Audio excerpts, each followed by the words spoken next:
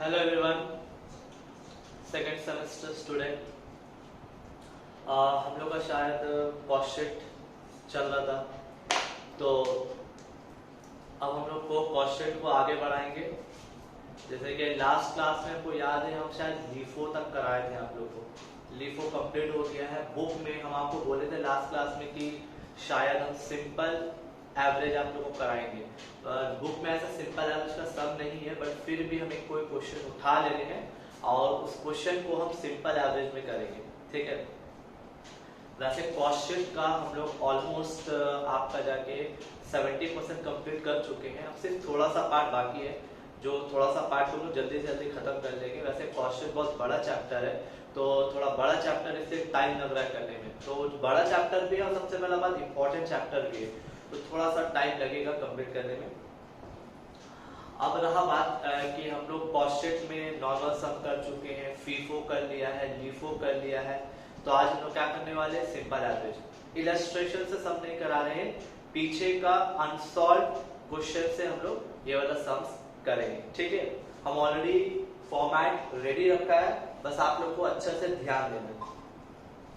ये वाला सब करा रहे हैं। शायद बहुत लोग के पास पुराना बुक है, बहुत लोग के पास नया बुक है, तो हम अपने पास जो बुक है उसी से पेज नंबर दे रहे हैं। वैसे ग्रुप में तो फोटो दे देंगे, आप लोग मैच कर लीजिएगा। और ये वाला सीयूबी को ऑनर्स में भी आया है, 2016 में आया, लेकिन ये लीफो से करने बोला था, हम इसको कन्वर्ट कर रहे हैं सिंपल एवरेज में। ठीक है। सब नंबर 20, पेज नंबर 412, लेकिन ये सब इलस्ट्रेशन करने की है, पीछे का अनसॉल्व है। हम आप लोगों को फोटो दे देंगे, क्वेश्चन में ग्रुप में फोटो दे देंगे, आप लोग देख लीजिएगा। हम लोग सम स्टार्ट करते हैं। मेरा फॉर्मेट ऑलरेडी पहले से रेडी है। ठीक है, सम स्टार्ट करते हैं। देखिएगा, Das Gupta limited produce and sell a single product from the following particulars.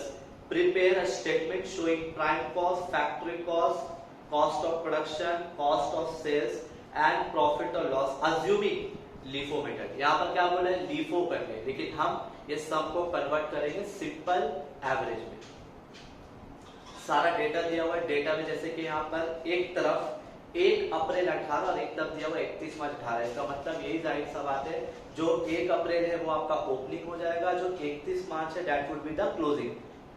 1 अप्रैल 2018 वो आपका ओपनिंग पकड़ा जाएगा और 31 मार्च 18 वो आपका क्लोजिंग पकड़ा जाएगा।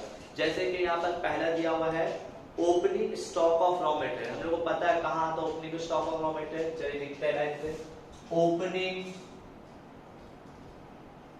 Stock of raw material, opening stock of raw material 1 lakh.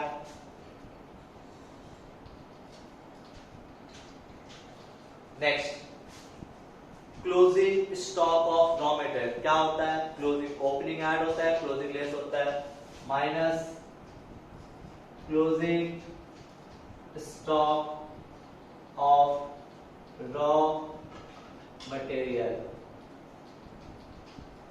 Closing stock of raw material 1,25,000।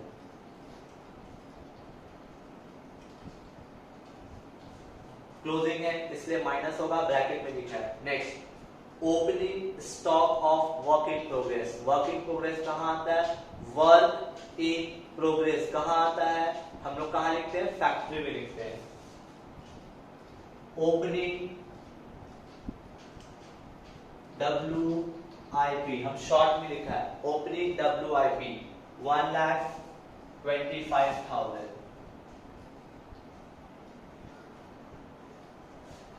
Next, closing WIP, closing WIP कहां लिखेंगे, फैक्ट्री में लिखेंगे माइनस करके, minus closing WIP 1,75,000। Next, opening stock of finish good, opening stock of finish good कहां आता है, finish good office का just एकदम नीचे आता है, plus opening stock of finished goods, इसका यूनिट भी दिया हुआ है, कितना दिया हुआ है 4000 यूनिट्स, 4000 यूनिट्स, और वैल्यू बता रहा है 1,80,000, 1,80,000। Next, closing stock of finish good, closing stock of finished goods 5,000 units. Value नहीं बताया है, तो हम लोग का जो क्वेश्चन है कॉस्ट शीट वो इसी पे डिपेंड करता है। Closing stock of finished good का वैल्यू नहीं बताता है, तो हम लोग उसको कैसे निकालते हैं, either bye FIFO, either bye LIFO और बाय सिंपल एवरेज। तो हम लोग फीफो कर चुके हैं, लीफो भी कर चुके हैं, हम लोग आज करेंगे सिंपल एवरेज से। वैसे इस सम को लीफो से करने बोला था, बट हम लोग इसको सिंपल एवरेज से करेंगे। आगे सुनो, purchases of raw material, purchases of raw material, क्या खरीदा है, रॉ मटेरियल। कहां लिखेंगे, मटेरियल कंज्यूम के अंदर। Purchases of raw material, purchases of raw material 4 lakh. Next, direct wages, direct wages, वैसे सिर्फ वेजेस भी होता तो डायरेक्ट कॉस्ट पे लिखते हैं, यहां पर पहले मेंशन कर दिया डायरेक्ट वेजेस, तो कहां लिखेंगे, डायरेक्ट कॉस्ट के अंदर, डायरेक्ट वेजेस 2,75,000।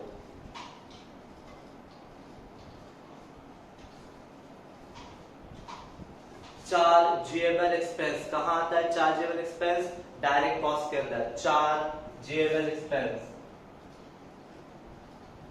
चार्जेबल एक्सपेंस कितना है, 1 lakh. Next, machine our work, machine कहां काम करता है, फैक्ट्री में। कहां काम करता है, फैक्ट्री में। तो मशीन आवर वर्क, तो मशीन कहां काम करता है, फैक्ट्री में। तो देखिए यहां पर क्या बता रहा है, 5,000 घंटा काम किया है, 5,000 आवर काम किया, 5,000 घंटा काम किया। उसका नीचे दिया हुआ है machine hour rate 40 rupees per hour, 5,000 into 40, 5 4 20 और 2 लाख। तो मशीन कितना घंटा काम किया, 5,000 घंटा काम किया, 40 rupees per hour. Next, office and administrative overhead, office and administrative कहां आएगा, ऑफिस के अंदर।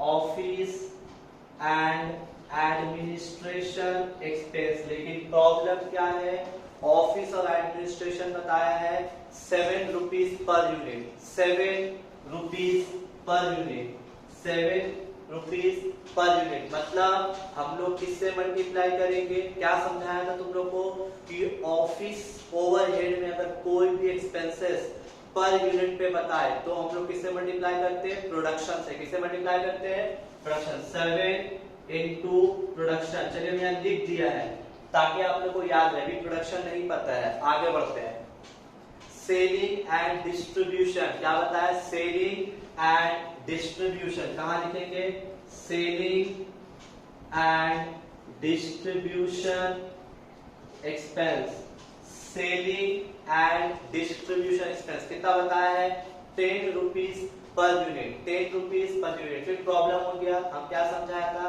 कि ऑफिस ओवरहेड के अंदर कोई भी ऑफिस का खर्चा अगर पर यूनिट से दे तो प्रोडक्शन से मल्टीप्लाई करेंगे, लेकिन सेलिंग ओवरहेड के अंदर कोई भी सेलिंग का एक्सपेंस अगर पर यूनिट पे दे तो हम लोग किससे मल्टीप्लाई करेंगे, सेल से। तो 10 रुपीज इंटू सेल, हम यहाँ पर 10 इंटू सेल लिख के छोड़ दिया, जब सब आगे पढ़ेंगे तो समझ में आएगा। नेक्स्ट, सेल, सेल बता दिया आपको, सेल बताया है 24,000 यूनिट्स, 24,000 यूनिट, जिसका वैल्यू बताया है 70 रुपीज पर यूनिट, 70 रुपीज। तो ठीक है, मल्टीप्लाई कर लेते हैं, 24,000 इंटू 70 मतलब 24,000 पीस 24,000 यूनिट्स माल बेचा है 70 करके, तो मल्टीप्लाई करके चेक करते हैं 24,000 इंटू 70 होता है 16,80,000 16,80,000।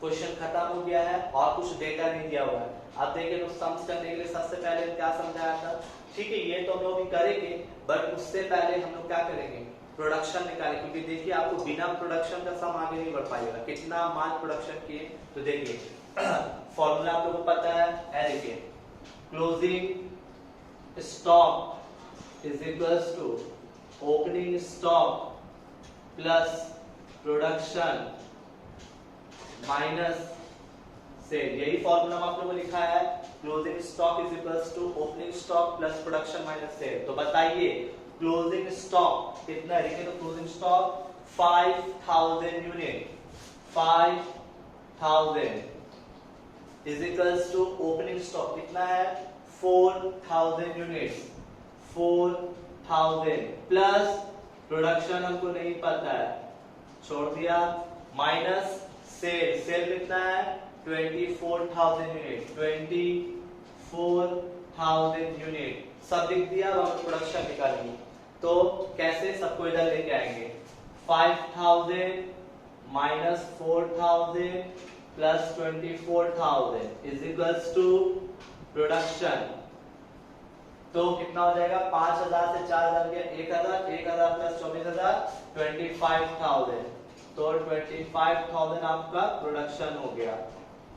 इसका मतलब ये है कि ये कंपनी एक महीने के अंदर 25,000 पीस माल बनाया है, 25,000 पीस माल बनाया। अब लोग आगे सम्स करेंगे जैसे नॉर्मली करते हैं हम लोग, ऐड करेंगे। तो देखिए 1 लाख प्लस 4 लाख माइनस 1,25,000, तो कितना आ रहा है 3,75,000। इसको हम लोग क्या नाम देते हैं, raw material consumed, raw material consume. फिर देखिए 3,75,000 प्लस 2,75,000 प्लस 1 लाख, तो 7,50,000 7,50,000। तो क्या नाम देंगे, प्राइम कॉस्ट। फिर आगे बढ़ते हैं 7,50,000 प्लस 1,25,000 प्लस 2 लाख माइनस 1,75,000, तो 9 लाख। इसे क्या नाम देंगे, 9 lakh work cost. Okay 9 lakh plus, अच्छा यहां पर प्रॉब्लम हो गया सर, यहां पर ऑफिस एंड एडमिनिस्ट्रेशन एक्सपेंस क्या बताया 7 पर यूनिट, तो 7 इंटू प्रोडक्शन, तो प्रोडक्शन तो पता चल गया, मतलब कितना प्रोडक्शन किया है 25,000। अब यहां पर वर्किंग शो करेंगे 7 इंटू 25,000, 7 इंटू 25,000 कितना होता है, तो 7 इंटू 25,000 1,75,000 1,75,000। अब ऐड करेंगे इसको 9 लाख प्लस 1,75,000 कितना होता है 10,75,000। इसका नाम क्या देंगे, cost of production, cost of production, बस यही रोक देंगे, कॉस्ट ऑफ प्रोडक्शन आ गया। सबसे बड़ा, क्योंकि अभी तक देखिए जो सब नॉर्मली लोग करते हैं वैसे नॉर्मली होते हुए आ रहा है, कोई नया चीज नहीं सीखा। बस अब हम लोग को यहाँ पर क्लोजिंग स्टॉक का वैल्यू निकालना है। कैसे निकालेंगे, अकॉर्डिंग टू सिंपल एवरेज। पूरा स्टेप को अच्छा से देखिएगा, simple average method, simple average method. देखिए कैसे करेंगे, ध्यान से सुनिएगा। हम लोग क्या करेंगे, सिंपल एवरेज मेथड में सबसे पहले चेक करेंगे कि ओपनिंग स्टॉक का रेट क्या है, ओपनिंग स्टॉक का रेट क्या है, ओपनिंग स्टॉक। तो अब अगर बताइए ओपनिंग स्टॉक का रेट कैसे फाइंड आउट करेंगे, बताइए ओपनिंग स्टॉक का वैल्यू कितना है 1,80,000, 1,80,000 डिवाइडेड बाय उस कितना पीस है 4,000 पीस है, 4,000 पीस से डिवाइड करो हमको सिंपल पता क्या करना है सर, ओपनिंग स्टॉक का रेट। तो ओपनिंग स्टॉक का वैल्यू लिखा, ओपनिंग स्टॉक का यूनिट लिखा, डिवाइड किया तो रेट आ जाएगा 1,80,000 डिवाइडेड बाय 1,80,000 डिवाइडेड बाय 4,000, तो हो जाएगा 45 रुपीज। कितना आया, ₹45। ये हुआ ओपनिंग स्टॉक का रेट। अब हम लोग किसका रेट निकालेंगे, किसका रेट निकालेंगे, प्रोडक्शन के। इस साल जो माल बना है, इस साल जो माल बना है प्रोडक्शन का रेट। तो बताइए इस साल हम कितना माल बनाया, इस साल ये साल बोल रहे, ये मंथ हम कितना माल बनाया 25,000 और 25,000 पीस को बनाने में मेरा कितना खर्चा हो गया 10,75,000। तो देखिए 10,75,000 डिवाइडेड बाय, हम लोग अभी क्या पता कर रहे हैं कि ई साल जो माल बनाया है या ई महीना जो माल बनाया है उसका एक पीस का रेट निकाल रहे हैं। तो ये मतलब कितना माल बनाया है 25,000 और 25,000 पीस बनाने में कितना खर्चा हुआ है 10,75,000। हमको एक पीस का रेट चाहिए, तो डिवाइडेड बाय 25,000 डिवाइड कर दो, 10,75,000 डिवाइडेड बाय 25,000, तो एक पीस का रेट आया 43 रुपीज 43। तो सिंपल एवरेज का प्रोसेस क्या है, पहले आप ओपनिंग स्टॉक का रेट निकालोगे, फिर प्रोडक्शन का रेट निकालेंगे। दोनों का रेट आ गया। अब देखिए लोग क्या करेंगे, simple average is equals to opening stock का रेट लिखोगे, ओपनिंग स्टॉक का रेट लिखोगे और प्रोडक्शन का रेट लिखोगे, दोनों का रेट को ऐड करोगे, ओपनिंग स्टॉक का रेट और प्रोडक्शन का रेट दोनों को ऐड करोगे, डिवाइड बाय 2 कर दोगे, तो 45 प्लस 43 डिवाइडेड बाय 2, तो आया है 44 रुपीज। हम लोग क्या किया सर, सिंपल एवरेज प्रोसेस में ओपनिंग स्टॉक का रेट निकाला, प्रोडक्शन का रेट निकाला, फिर दोनों का रेट को ऐड किया, डिवाइड बाय 2 किया, तो उससे एक रेट पता चला। क्या पता चला 44। अब यही रेट को क्लोजिंग स्टॉक से मल्टीप्लाई कर दें। क्लोजिंग स्टॉक का कितना है 5,000, तो 5,000 इंटू 44, 5,000 उसका यूनिट था, हमको उसका वैल्यू पता करना था, तो किससे मल्टीप्लाई किया, ये जो रेट आया 44 उससे मल्टीप्लाई किया, 5,000 इंटू 44, तो कितना हो जाएगा, तो 2,20,000 2,20,000।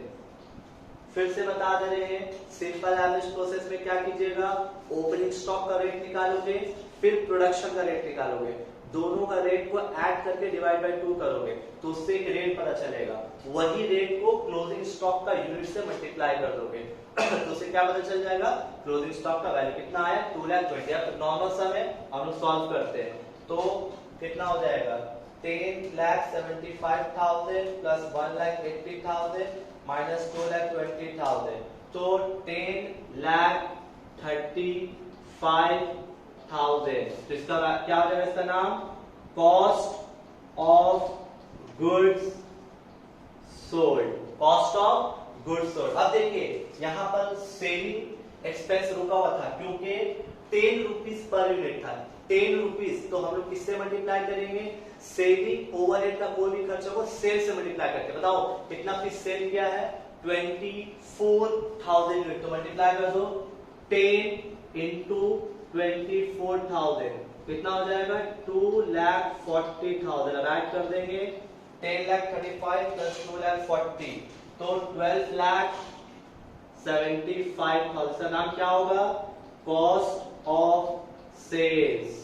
इसमें क्या ऐड करेंगे, प्रॉफिट, प्रॉफिट नहीं पता है, सेल्स हमको पता है, सेल्स कितना है 16,80,000, 16,80,000। तो पूरा माल बनाने में मेरा खर्चा हुआ है 12,75,000, लेकिन बेचा कितना में 16,80,000, माइनस करके प्रॉफिट पता कर लेंगे, तो प्रॉफिट आया 4,05,000, 4,05,000। तो ये था सिंपल एवरेज। यूजुअली सीयू में सिंपल एवरेज बहुत रेयर पूछता है, ज्यादातर फीफो आता है या लिफो आता है। तो हम फिर भी एक सिंपल एवरेज का सम करा दिए। बहुत इजी है, कुछ है नहीं, बस जो हम लोग ओपनिंग स्टॉक निकालते हैं उसका एक रेट निकाल लेंगे और प्रोडक्शन का रेट निकालेंगे, दोनों का रेट को ऐड करके डिवाइड बाय 2 कर देंगे तो एक रेट पता चलेगा, उसी रेट को क्लोजिंग स्टॉक से मल्टीप्लाई। बाकी सब जैसे नॉर्मल होता है वैसे ही होगा। कॉपी कीजिए। अब हम लोग न्यू टॉपिक स्टार्ट करेंगे, एस्टिमेटेड कॉस्ट स्टार्ट होगा। इसको अच्छे से कॉपी कर लीजिए, वीडियो को पॉज करके फिर हम लोग नेक्स्ट सम्स करेंगे।